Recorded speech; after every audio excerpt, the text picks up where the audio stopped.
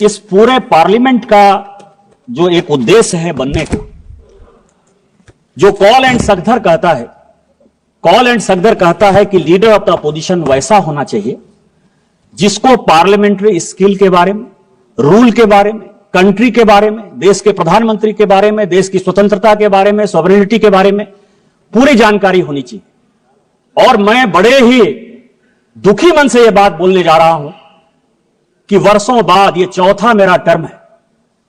इस चौथे टर्म में मुझे पहली बार एक ऐसा लीडर ऑफ द अपोजिशन दिखाई दे रहा है जो दुनिया में भारत कैसे कमजोर हो, देश के कैसे टुकड़े हो, किस तरह की विदेशी ताकतों के साथ मिलकर यहां की सोसाइटी को बरगलाया जाए, गलत बयानी किया जाए।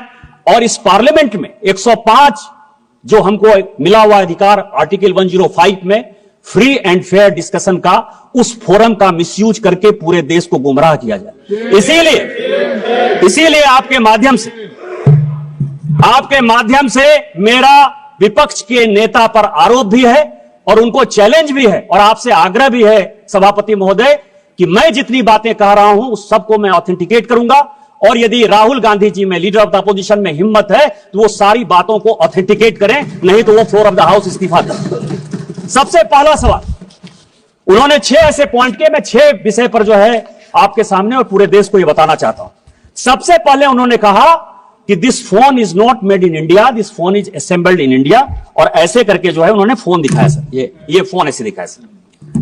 अब आप समझिए सर, अपने दिल से जानिए पराये दिल का हाल। कांग्रेस ने इस देश को किस तरह से विदेशियों के हाथ गिरवी रख दिया, यह मैं कहानी बताना चाहता हूं। यह मैं पेपर लेकर आया हूं सभापति महोदय। यह ITA 1 जब चिदंबरम इस देश के वित्त मंत्री थे, चिदंबरम जी इस देश के कॉमर्स मिनिस्टर थे, 96-97 में इंटरनेशनल टेलीकॉम एग्रीमेंट ITA 1, यह पूरे देश को जानने का सवाल है। ITA 1 में उस वक्त केवल 14 कंट्री सिग्नेटरी थे। पूरी दुनिया में 195 कंट्री है। चाइना उस सिग्नेटरी नहीं था, उसका पार्ट नहीं था। लेकिन इस देश को बेचने के लिए जो सॉफ्टवेयर, हार्डवेयर, इलेक्ट्रॉनिक्स, टॉयज, ये सब जो पूरी दुनिया में बनाते थे मैन्युफैक्चरर, यूरोपियन यूनियन के दबाव में इस सरकार ने और उस तत्कालीन वित्त मंत्री ने पैसे लेकर उस एग्रीमेंट को साइन कर लिया। और क्या साइन कर लिया ITA 1? कहा कि कोई भी कंपोनेंट आप लेकर आ जाओ, कोई भी कंपोनेंट, हार्डवेयर का, इलेक्ट्रॉनिक का, टॉय का, कोई भी लेकर आ जाओ, 0% ड्यूटी लगेगी, 0% ड्यूटी। और जब आप वो एग्रीमेंट साइन कर लिए, धीरे धीरे करके सभी चीजों पर 0% ड्यूटी हो गई। टॉय पर हम नंबर 1 हुआ करते थे, खिलौने सभी चाइनीज आ गए। जो ये मोबाइल है, ये मोबाइल चाइनीज आ गया, इसके जो इक्विपमेंट है वो चाइनीज आ गए।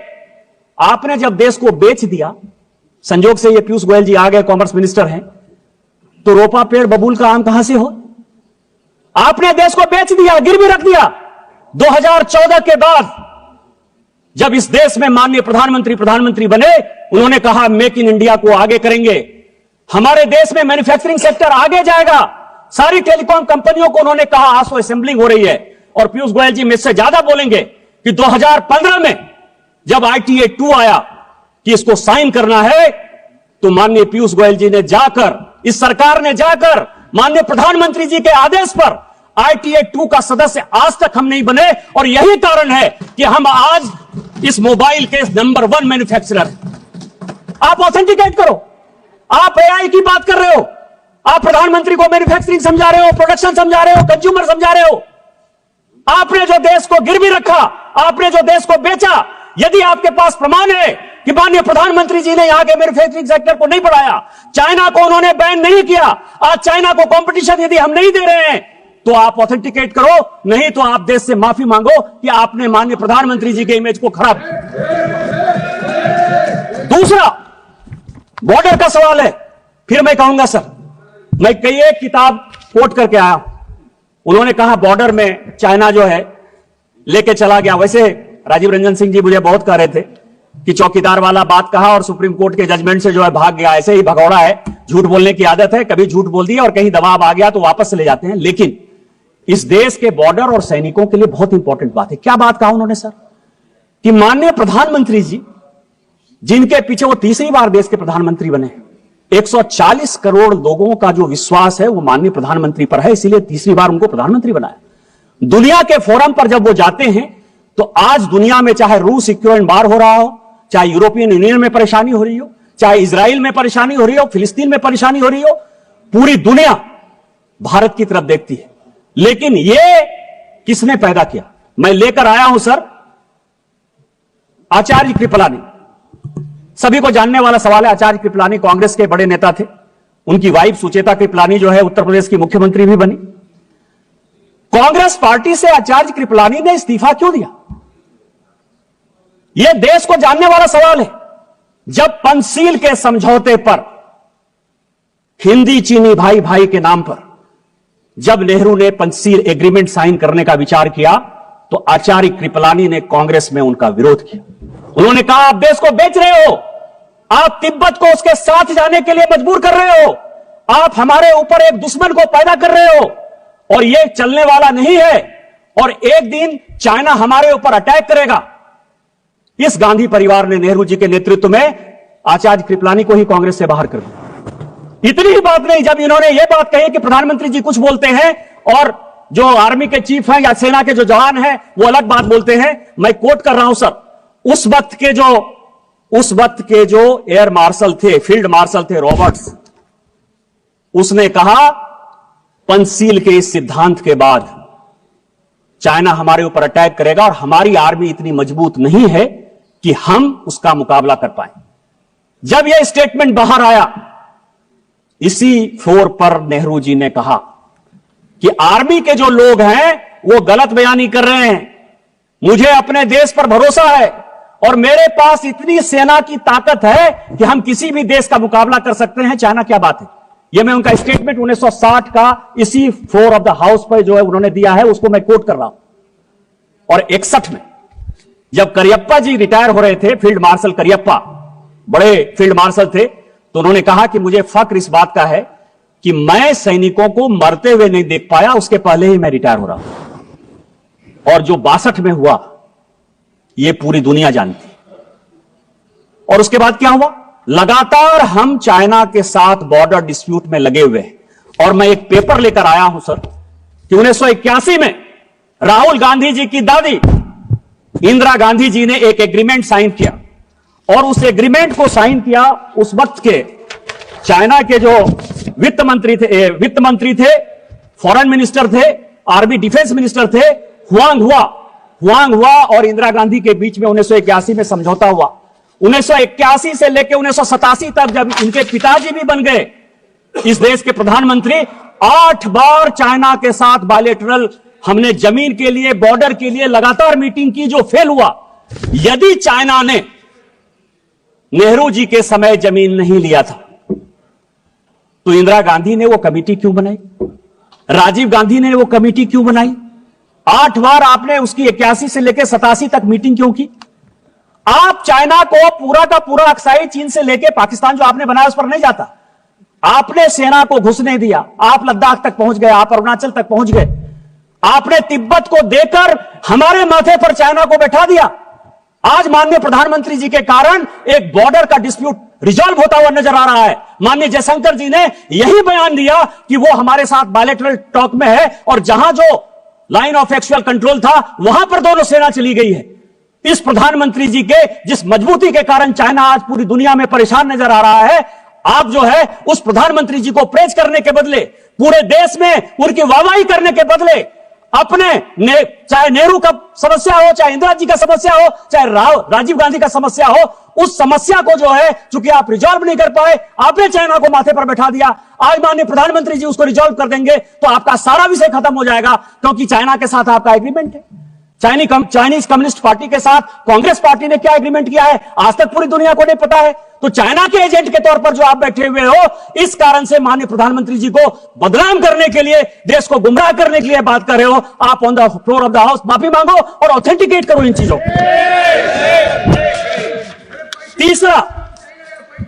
तीसरा बात उन्होंने कहा सर जयशंकर जी के बारे में, अमेरिका के बारे में। कि हम जो है, जयशंकर जी लगातार जाते रहे कि माननीय प्रधानमंत्री जी कैसे जो है ट्रंप से मिलेंगे। आर्टिफिशियल इंटेलिजेंस की बात करते हो, कंप्यूटर की बात करें, 100वां साल जो है हम लोग अटल जी का बना रहे हैं। आपने अटल जी को भी कोट किया, मैं उनका बयान लेकर आ रहा। उन्होंने क्या कहा सर? उन्होंने यह कहा कि कंप्यूटर का कोई बहुत बड़ा प्रभाव हमारे समाज में नहीं पड़ेगा। यही छोटा सा स्टेटमेंट है, यही उन्होंने भी कहा। फैक्ट है, कंप्यूटर का क्या इंपैक्ट पड़ा हमारे समाज में। आज अमेरिका में भी सॉफ्टवेयर में भारत के लोग ही तो मजबूत है ना, हमारा ही स्किल पावर जो है पूरी दुनिया में आगे है ना। यही बात तो कहा उन्होंने, इससे रोजगार नहीं जाएगा, इससे रोजगार बढ़ेगा। आप उस जीवमृतात्मा देश के ऐसे प्रधानमंत्री जिनके बारे में आज भी पूरी दुनिया गर्व करती है और हम गर्व करते हैं कि भारतीय जनता पार्टी के वो प्रधानमंत्री थे, आप उनको भी नहीं छोड़ते हो। आज आर्टिफिशियल इंटेलिजेंस की आप बात करते हो। माननीय प्रधानमंत्री जी जब फरवरी में जा रहे हैं, कंप्यूटर हमारे यहां सभापति महोदय 1987-88 में आया, अमेरिका में कंप्यूटर 1960 के दशक में आया, यूके में कंप्यूटर 1960 के दशक में आया। 30 साल बाद तो आप कंप्यूटर ला पाए। कोरोना के वैक्सीन में भी माननीय प्रधानमंत्री जी ने दुनिया को दिखाया कि हम दुनिया के साथ कंधे से कंधा मिलाकर वैक्सीन बना सकते हैं, और हमने बनाया। और आज आर्टिफिशियल इंटेलिजेंस पर भी माननीय प्रधानमंत्री जी ने पूरी दुनिया को दिखाया कि जितना आप आगे होने की बात करते हो उससे ज्यादा हम हैं। और अभी माननीय प्रधानमंत्री जी के कहने पर अश्विनी वैष्णव जी का आया है कि जो चाइना का डीप सेक है उसको हम 6 महीने के अंदर समाप्त कर देंगे और हम उससे बढ़िया आर्टिफिशियल इंटेलिजेंस बनाएंगे। डाटा हमारे पास है, मैन्युफैक्चरिंग हमारे पास है, बुद्धि हमारे पास है। लेकिन आप क्या कर रहे हो कि अमेरिका में जयशंकर जी गए। मैं 27 जनवरी, पूरे हाउस के जानकारी के लिए, 27 जनवरी 2025 व्हाइट हाउस का जो स्टेटमेंट है वो पढ़ देना चाहता हूं। वो कहते हैं कि अमेरिका के राष्ट्रपति ने भारत के प्रधानमंत्री से बात की। व्हाइट हाउस का स्टेटमेंट है, देश का स्टेटमेंट नहीं है। और वो ये कहते हैं कि हम भारत के प्रधानमंत्री के साथ अच्छे रिलेशन रखना चाहते हैं। हमने उनको इनवाइट किया।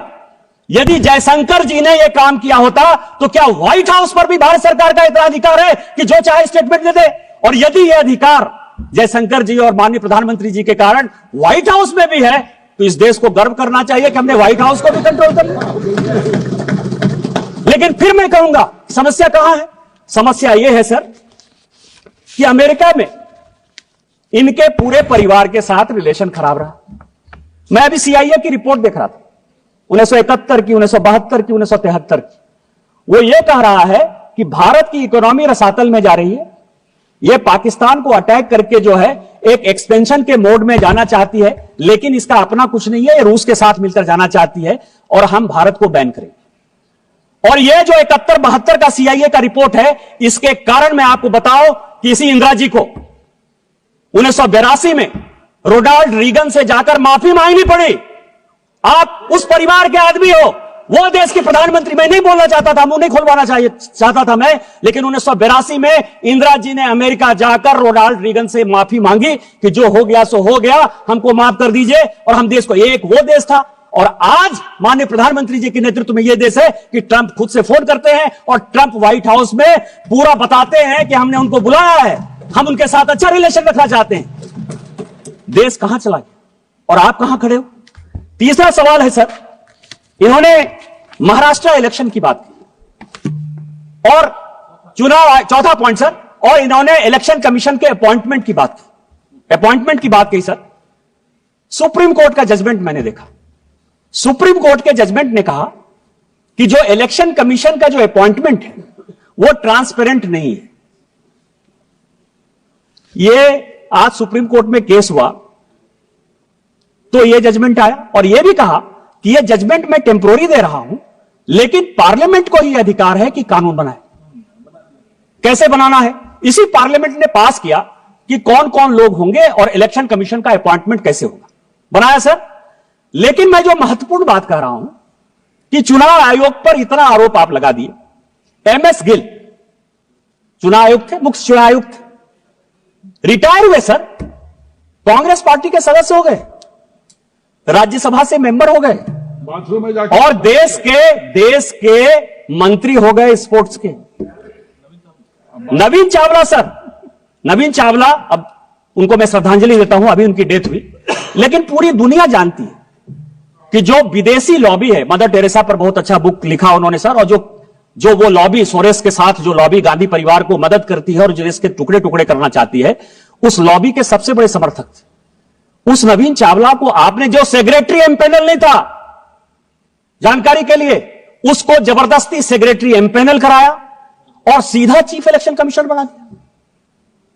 आज यदि सुप्रीम कोर्ट के आदेश के बाद हम कानून चेंज करके लेकर आए और उसमें आप भी बैठोगे, पैनल हम देंगे, तो इसके पहले तो आपने कभी लीडर ऑफ द अपोजिशन को नहीं पूछा। जब तक 2014 तक सरकार रही, मैं राहुल गांधी जी, पूरी कांग्रेस पार्टी और पूरे विपक्ष को चैलेंज करता हूं कि आपने इलेक्शन कमिश्नर के अपॉइंटमेंट में, चीफ इलेक्शन कमिश्नर के अपॉइंटमेंट में एक बार भी किसी विपक्ष के आदमी से कंसल्ट किया है? आजादी के 1950 से लेकर 2014 तक आप अपने चपरासी को, अपरासी को, कार्यकर्ता को, जिसको आपने चाहा जो है इलेक्शन कमिश्नर बना दिया। 100 चूहे खाकर बिल्ली चली हज को। आज हम ट्रांसपेरेंसी के साथ आगे बढ़ रहे हैं और उसके बाद आप चुनाव पे जो ताकतें ऐसी हैं जो भारत की डेमोक्रेसी को कमजोर करना चाहती हैं, उन ताकतों के साथ मिलकर आपने जो है पूरा का पूरा महाराष्ट्र इलेक्शन का जो है हिसाब किताब दे दिया। मैं कुछ सीटें लेकर आया हूं सभापति महोदय, बस 2-4 मिनट में खत्म कर दूंगा। स्पीकर महोदय, एक ही सेकंड केवल 2 मिनट। नहीं, आप बैठिए, फिर आपको मौका। अच्छा, एक ही सेकंड। हाँ, इस महत्वपूर्ण चर्चा पर लंबी सूची है, इसीलिए सभा की अनुमति हो तो सभा की कार्यवाही 11 बजे तक बढ़ा दी जाए। बोलिए। सभापति महोदय, महाराष्ट्र इलेक्शन में सभी ईवीएम पर आ जाइए, ईवीएम पर आ जाइए। ईवीएम किसने लाया? हम लेकर आए ईवीएम। मैं जब 2009 में पहली बार सांसद बना तो ईवीएम से ही जीत कर आया। आपकी सरकार बन गई, ईवीएम, इसका मतलब कि आप चोरी करते थे ईवीएम में? आप बताओ देश को कि ईवीएम जो है मैनिपुलेट होता है। नवीन चावला के माध्यम से हमने मैनिपुलेट कर लिया, एमएस गिल के माध्यम से हमने मैनिपुलेट कर लिया।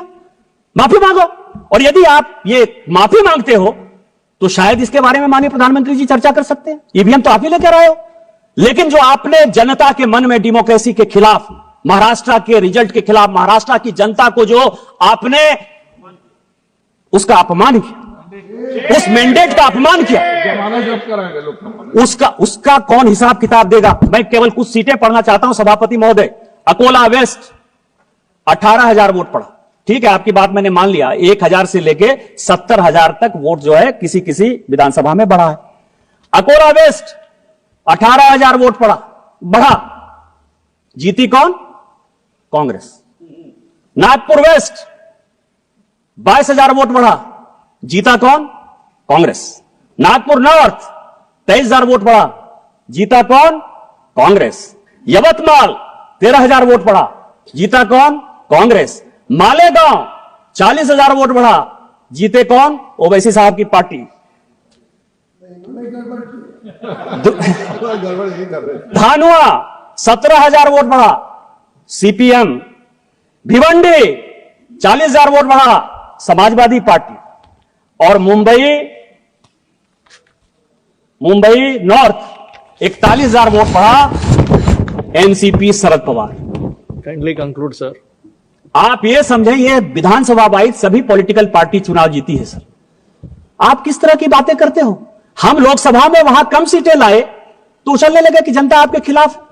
और आज जो है, हम जब जीत गए तो आप जो है जनता को गुमराह कर रहे हो इस डेमोक्रेसी के खिलाफ, इलेक्शन कमीशन के खिलाफ। और जो टुकड़े टुकड़े गैंग के आप सरदार हो, उस टुकड़े टुकड़े गैंग में इस देश को टुकड़े टुकड़े करने की जो साजिश है वो आप कर रहे हो। आप ऑथेंटिकेट करो कि आपने जो है गलती की और आप जो है गलत बात बोल रहे हो। इसके बाद सर लास्ट पॉइंट एक और बस अंतिम पॉइंट सर, कि जातिगत जनगणना हो, ओबीसी को अधिकार मिले, एससी को अधिकार मिले, एसटी को अधिकार मिले, इससे कोई भी आदमी परहेज नहीं करता है सर। उस तेलंगाना का ही जो जनगणना आया है हाउस के लिए, 54% पर, जो माननीय प्रधानमंत्री जी ने यहां कहा, और यह देश को जानने वाला सवाल है, खासकर पिछड़ों को और अति पिछड़ों को जानने का सवाल है। इस देश में 27% रिजर्वेशन इसलिए मिला है कि ओबीसी का पॉपुलेशन 54%। आज जो तेलंगाना की रिपोर्ट आई, जो आपका भी राज्य बगल का पड़ोसी राज्य है सर, वो कह रहा है कि 46% ओबीसी। क्या होगा? और उसमें क्या कर रहे हैं? वो मुसलमानों को जोड़ दे रहे हैं। ओबीसी में वो मुसलमानों को जोड़ रहे हैं। माननीय प्रधानमंत्री जी ने कहा है कि जब तक मैं इस देश का प्रधानमंत्री हूं और भारतीय जनता पार्टी का एक भी कार्यकर्ता है, वो ओबीसी के आरक्षण को बैकडोर से कभी भी मुसलमानों के पास नहीं जाने देगा। ये जो वोट बैंक की राजनीति है, इस वोट बैंक की राजनीति यही करने के लिए प्रेरित कर रही है। पिछड़ा, जिस पिछड़े की बात कर रहे हो, उस पिछड़े का सबसे बड़ा नेतृत्व करता माननीय प्रधानमंत्री खुद सामने बैठे थे। ये आपको दिखाई नहीं दिया कि ओबीसी इस देश का प्रधानमंत्री है? अरे उस आदमी को तो मनमोहन सिंह जी की अभी डेथ हुई है ललन जी, उनको वो भी नहीं दिखा रहा कि माइनॉरिटी के आधार पर 10 साल मनमोहन सिंह जी एक माइनॉरिटी इस देश के प्रधानमंत्री थे। द्रौपदी मुर्मू शेड्यूल ट्राइब महिला इस देश की राष्ट्रपति है। रामनाथ कोविंद शेड्यूल कास्ट इस देश के राष्ट्रपति हुए। आप किस तरह की बातें करते हो? आप बिजनेसमैन की बात करते हो। आज ही बड़ा बड़ा अखबार में तुलसी तांती का जो है एड छपा है। तुलसी तांती कौन है? शेड्यूल कास्ट नहीं है, टाटा माइनॉरिटी नहीं है, पारसी नहीं है, अडानी जी जैन नहीं है, वेदांता के अनिल अग्रवाल साहब जो है वो ओबीसी नहीं है क्योंकि हमारे राज्य से आते हैं, वहां तो मारवाड़ी भी ओबीसी है। किस तरह की बातें कर रहे हैं? इस आदमी को ना कुछ आता है ना पता है। जो इसको लिखने वाले स्क्रिप्ट राइटर हैं वो भी किस बियाबान में रहते हैं, क्योंकि इटली से जब लिखवा के आओगे, सोरोस से जब लिखवा के आओगे, तो इस देश को टुकड़े कैसे किया जाए, इसके अलावा आपके पास कोई नहीं विषय है। मैं कंक्लूड करते हुए सभापति महोदय, आपके माध्यम से यह आग्रह करता हूं कि इस 6 पॉइंट के बारे में वो ऑथेंटिकेट करें, नहीं तो स्पीकर के डायरेक्शन के खिलाफ उनके ऊपर प्रिविलेज हो और उनको जो है इस पार्लियामेंट से बाहर करिए, तभी ये